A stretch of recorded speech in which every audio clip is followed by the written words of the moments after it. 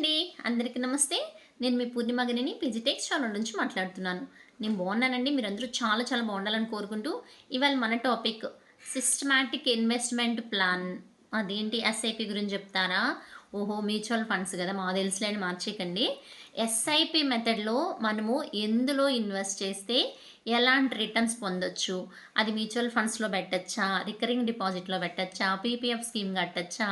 ఒక సిస్టమాటిక్‌గా అంటే పర్టిక్యులర్ అమౌంట్‌ని మనం పెట్టేటువంటి పెట్టుబడులు ఎందులో పెడితే ఎలాంటి రిటర్న్స్ మనం పొందొచ్చు. ఒక క్లియర్ ఇన్ఫర్మేషన్ అయితే మీతో షేర్ చేస్తాను. At the same time mutual ఫండ్స్‌లో ఎస్ఐపిలో కడితే ఎంత ఆదాయాలొస్తాయి? ఐ మీన్ వేలల్లో పెడితే లక్షల్లో కళ్ళజూడొచ్చు. లక్షలు ఇన్వెస్ట్ చేస్తే కోట్లయితే కళ్ళజూడొచ్చు. ఇవాళ రియల్ లైఫ్ స్టోరీ ఒక మ్యూచువల్ ఫండ్ గురించి గాని మీతో షేర్ చేస్తాను. వీడియోలోకి వెళ్ళే ముందు ఒక చిన్న మాట. నచ్చితే ఒక లైక్ ఇవ్వండి. అలాగే కొత్తగా చూస్తే సబ్స్క్రైబ్ చేసుకొని ఫాలో అవ్వండి. ముందుగా మన సబ్స్క్రైబర్ వాళ్ళ పాప సుహానా హ్యాపీ బర్త్‌డే అనమాట ఇవాళ. సెప్టెంబర్ 30థ్ మా పాప పేరు సుహానా అక్క. ఇవాళ హ్యాపీ బర్త్‌డే విషెస్ చెప్పండి అని చెప్పారు. Suhana I wish you many many more happy returns of the day నాన్న. God bless you. నువ్వు నిండు నూరేళ్ళు ఆయుర ఆరోగ్యాలు, ఆనందము, సంతోషం, చదువు సంధ్యలతో సంతోషంగా ఉండాలని మనస్ఫూర్తిగా కోరుకుంటున్నాను. సో, మన ఫ్రెండ్స్ కామెంట్ పెట్టేవాళ్ళు కూడా సుహానాకి హ్యాపీ బర్త్‌డే అయితే ఇవాళ షేర్ చేయండి. మన టాపిక్‌లోకైతే వచ్చేస్తాము. ఇవాళ మనం డిస్కస్ చేసుకునేటువంటి టాపిక్ వచ్చి ఎస్ఐపి గురించి. చెప్పండి అక్క అనైతే నన్ను ఒక సిస్టర్ అయితే అడిగారనమాట. మేబీ మీనారెడ్డి అనుకుంటా. సో, తనైతే పర్టిక్యులర్‌గా మెన్షన్ చేసి అడిగారు. ఎస్ఐపి గురించి ఒక వీడియో పెట్టండి అని. యాక్చువల్‌గా నేను స్టార్టింగ్‌లోనే సిస్టమాటిక్ ఇన్వెస్ట్‌మెంట్ ప్లాన్ అంటే ఏంది? అసలు మ్యూచువల్ ఫండ్స్ అంటే ఏంటి? మ్యూచువల్ ఫండ్స్‌లో SIP fund value, NV value అయంతా ఒక వీడియో అయితే షేర్ చేస్తున్నాను. ఇంకా మనకు కొత్తగా సబ్స్క్రైబర్స్ యాడ్ అయ్యారు. వాళ్ళు కామెంట్స్‌లో అడుగుతున్నటువంటి డౌట్ క్లారిఫై చేస్తూ సిస్టమాటిక్ ఇన్వెస్ట్‌మెంట్ ప్లాను అనేది ఒక మ్యూచువల్ ఫండ్స్‌లోనే కాకుండా ఇంకా చాలా చాలా వాటిల్లో కూడా వర్తిస్తుందనమాట. సో, మనకి ఫస్ట్ మ్యూచువల్ ఫండ్స్ గురించి డిస్కస్ చేసుకుందాం. మ్యూచువల్ ఫండ్స్ అనేటివి ఒక ఫండ్ మేనేజర్ వచ్చి మెయింటైన్ చేస్తారండి. అంటే డైరెక్ట్‌గా ఎత్తిపోయి మనం మార్కెట్‌లో పెడదాం గదా! పెట్టినటువంటి పెట్టుబడులు అంటే ఒక ఉమ్మడిగా పెట్టేటువంటి పెట్టుబడిని ఒక ఫండ్ మేనేజర్ అనేటువంటి వ్యక్తి తన దగ్గర తీసుకొని తను ఎందులో పెట్టుబడి పెడితే మంచి ఆదాయాలొస్తాయి, మంచి రిటర్న్స్ ఒస్తాయి. ఆ యొక్క పెట్టుబడి పెట్టేటువంటి విధానాన్ని కూడా 4 రకాలుగా మారుస్తాడనమాట. ఒకటి ఈక్విటీ ప్యూర్‌గా రిస్క్ ఉండే దాంట్లో పెడతాడు. రెండొచ్చి బ్యాలెన్స్‌డ్ ఫండు. తక్కువ రిస్క్ అంటే బ్యాలెన్సింగ్‌గా ఉండే దాంట్లో పెడతాడు. ఇంకొకటొచ్చి హైబ్రిడ్ ఫండ్స్ అంటారు. ఇదొచ్చి ఒకే సెక్టార్‌లో పెడతారంట పెట్టుబడి. అంటే ఫర్ ఎగ్జాంపుల్ ఇప్పుడు హెల్త్ డిపార్ట్‌మెంట్ ఉందనుకోండి. అట్లాంటి వాటిలో, ఒకటొచ్చి రోడ్స్ అట్లాంటి వర్క్ ఉంటాయి గదా! అట్లాంటి వాటిలో అంటే ఒకే రకమైన విధానంలో అంటే ఒకే రకంగా జరిగేటువంటి వర్క్స్‌లో పెట్టేటువంటి పెట్టుబడులనమాట. ఇంకొకటొచ్చి ప్యూర్‌గా death fund. So, death funds అనేటివి ప్యూర్ సెక్యూరిటీ అంటే గవర్నమెంట్ రిలేటెడ్ వర్క్స్ జరిగేటప్పుడు గానీ, మనం పెట్టినటువంటి పెట్టుబడికి ఏ విధంగా పెడతారు. కాకపోతే రిటర్న్స్ అంటే తక్కువుంటాయన్నమాట. ఎప్పుడైతే ఈక్విటీస్‌లో గానీ, లేదంటే బ్యాలెన్స్‌డ్‌లో గానీ, హైబ్రిడ్స్‌లో గానీ పెట్టినప్పుడు మనకొచ్చేటువంటి రిటర్న్స్ ఆల్‌మోస్ట్ అరౌండ్ 10-12% ఇంట్రెస్ట్ మనం ఎస్టిమేట్ చేయొచ్చనమాట. డెత్ ఫండ్స్‌లో మాత్రం అరౌండ్ బిలో 10% అయితే ఉంటుంది. కాకపోతే అసలుకి ఏ విధమైన డోకా లేదు. ఈ యొక్క మ్యూచువల్ ఫండ్స్ అనేటివి మార్కెట్ యొక్క రిస్క్‌ని బట్టిచ్చి అప్ అండ్ డౌన్స్ అనేటివి జరుగుతా ఉంటాయి. కాకపోతే ఒక ప్రొలాంగ్ పీరియడ్ అంటే some years 10 years, 15 years, 20, 28 years ఇలా పెట్టుబడి పెడతా గాని పొయ్యాము అంటే మన యొక్క పెట్టుబడికి మంచి రిటర్న్స్ అయితే మనం చూడొచ్చు. ₹1,00,000 పెట్టుబడి హెచ్‌డీఎఫ్‌సీ ఈక్విటీ బ్యాలెన్స్‌డ్ ఫండ్‌లో పెట్టుబడి పెట్టి 28 ఇయర్స్ తర్వాత 3.4 క్రోర్స్ నిజమండి. ₹1,00,000 లంసమ్‌గా పెట్టుబడి పెట్టారు. ఎప్పుడైతే హెచ్‌డీఎఫ్‌సీ యొక్క ఫండ్ అయితే ఓపెన్ అయిందో అంటే స్టార్ట్ అయిందో మ్యూచువల్ ఫండ్‌గా అప్పుడు పెట్టుబడి నుంచి ఇప్పటికి వాళ్ళు ఎర్న్ చేసిన అమౌంట్ వచ్చి 3.4 క్రోర్స్. నేను పక్కన పెడతాను. రియల్‌గా అంటే ఎగ్జాక్ట్‌గా ఇంత రిటర్న్స్ అయితే ఇచ్చినటువంటి ది బెస్ట్ ఫండ్ అనమాట మ్యూచువల్ ఫండ్స్‌లో. కాకపోతే మనం సెలెక్టివ్‌గా చూసుకోవాలి. అది గ్రోత్ ఆప్షనా? లేదంటే జనరల్‌గా ఉండేటువంటిదా? నెక్స్ట్ వచ్చి డెత్ ఫండ్స్‌లో పెడుతున్నామా? ఈక్విటీలో పెడుతున్నామా? రిస్క్‌లో పెడుతున్నామా? అంటే మార్కెట్ ఎలా ఉంటుంది? ఆ సిట్యుయేషన్ ఏంటి? అనేదాన్ని మనం బేరీజ్ వేసుకొని మన ఇన్‌కమ్‌లో, మన సంపాదనలో నుంచి అట్‌లీస్టు మన సేవింగ్స్ 20% ఉన్నాయి అనుకోండి. దాన్ని 4 రకాలుగా స్ప్లిట్ చేసుకొని అందులో ఒక పార్ట్ అంటే 20%లో నుంచి 5% మ్యూచువల్ ఫండ్స్‌లో పెట్టాము అంటే మార్కెట్టు ఒడిదుడుకులను తట్టుకొని కాంపౌండింగ్ ఇంట్రెస్ట్‌తో అంటే మనకి అసలు, వడ్డీ 2 కలిసిపోయి కాంపౌండింగ్‌గా మనకి మంచి ఇన్‌కమ్ అయితే వస్తుంది. మంచి రిటర్న్స్ కూడా వస్తుంది. కాకపోతే వెంటనే రావు. సమ్ ఇయర్స్ అయితే మనం వెయిట్ చేయాలన్నమాట. సిస్టమాటిక్‌గా పెట్టుకుంటా పోవాలి. అది మ్యూచువల్ ఫండ్స్. ఇది కాకుండా కొంచెం సెక్యూరిటీ ఉంటుంది. మనకి ఎగ్జాక్ట్‌గా ఇంత అమౌంట్ పెట్టామంటే ఇంత ఇంట్రెస్ట్‌తో కూడా వస్తుంది అనే సెక్యూరిటీ ఉండేటువంటి సిస్టమాటిక్ ఇన్వెస్ట్‌మెంట్ ప్లాను, మన సెక్యూరిటీ ఉండేటువంటి రికరింగ్ డిపాజిట్, అది పోస్ట్ ఆఫీస్‌లో ఉండేటువంటి స్కీమ్ గురించి ఇవాళైతే మీతో షేర్ చేస్తాను. సిస్టమాటిక్‌గా మనం దాంట్లో పెడతాం. ఒక ఫిగర్ మనం సెలెక్ట్ చేసుకున్నాం. ప్రతి నెల రూ. 100 అంటే రూ. 100 పెడతాం. 5,000 అంటే 5,000 పెడతాం. ఒక 5 సంవత్సరాలు డ్యూరేషన్ పెట్టుకొని 5 ఇయర్స్ మనం పెట్టేటువంటి పెట్టుబడికి నికరంగా 6.7% నుంచి 7.1% వరకు డిపెండింగ్ అపాన్ ఎవ్రీ 3 మంత్స్ ఇంట్రెస్ట్‌లు మారుతా ఉంటాయన్నమాట. సో, ఆ ఇంట్రెస్ట్‌ని బట్టిచ్చి మనకు వచ్చేటువంటి అసలు, వడ్డీ కలిపి 5 ఇయర్స్ కంటే 60 మంత్స్‌కి మనకి అసలు, వడ్డీ కలిపి వస్తుంది. ఇక్కడ పెట్టేటువంటి ఇన్వెస్ట్‌మెంట్ కూడా సిస్టమాటిక్‌గానే పెడతాం. ఎక్కువ, తక్కువ పెట్టడం అంతా ఏముండదు. ఒకే ఫిగర్‌తో పెడతా వస్తామనమాట. ఇంకొక సేవింగ్ మెథడ్ ఉంది. దీంట్లో కాంపౌండింగ్ ఉంటుంది. లాంగ్ డ్యూరేషన్ ఉంది. Is nothing but public provident fund. ప్రతి ఒక్కళ్ళు ఎలిజిబుల్. ప్రతి ఒక్కళ్ళు మన పోస్ట్ ఆఫీస్‌కి వెళ్ళో లేదా బ్యాంక్‌లో కూడా పీపీఎఫ్ అకౌంట్ అయితే ఓపెన్ చేసుకోవచ్చు. సో, ఇందులో వచ్చి నికరంగా 7.1% ఇప్పుడైతే ఇంట్రెస్ట్ రన్ అవుతా ఉంది. ఈ యొక్క ఇంట్రెస్ట్‌లో వచ్చేటువంటి మాజిక్ ఏందిరా అంటే, మనము సంవత్సరానికి రూ. 100 నుంచి అంటే మినిమమ్ రూ. 100 నుంచి మాక్సిమం 1,50,000 వరకు టాక్స్ డిడక్షన్‌తో పెట్టేటువంటి పెట్టుబడనమాట.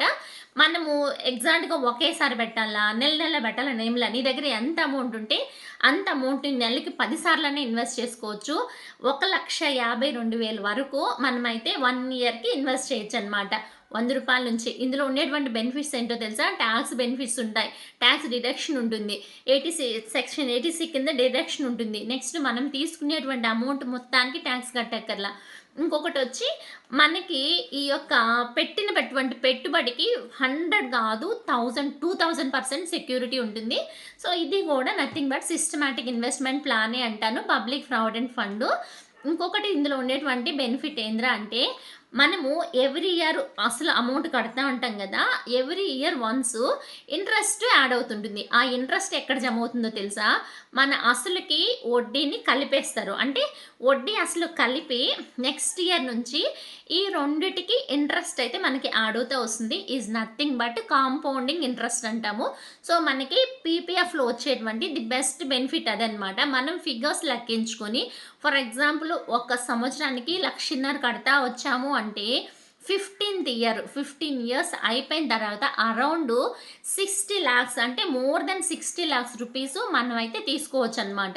సో, ఒక 15 ఇయర్స్‌కి 1,00,000 కట్టుకుంటా వచ్చినా గూడా మనకి కాంపౌండింగ్ ఇంట్రెస్ట్ వల్ల ఆల్మోస్ట్ 60-70 లాక్స్ అయితే మనకైతే అమౌంట్ జనరేట్ అయ్యి వస్తుంది. కాకపోతే ఈ మ్యూచువల్ ఫండ్స్‌లో 28 ఇయర్స్‌కి అంత అమౌంట్ అయింది. ఇది 15 ఇయర్స్‌కే మనకి ఇంత అమౌంట్ వస్తుంది.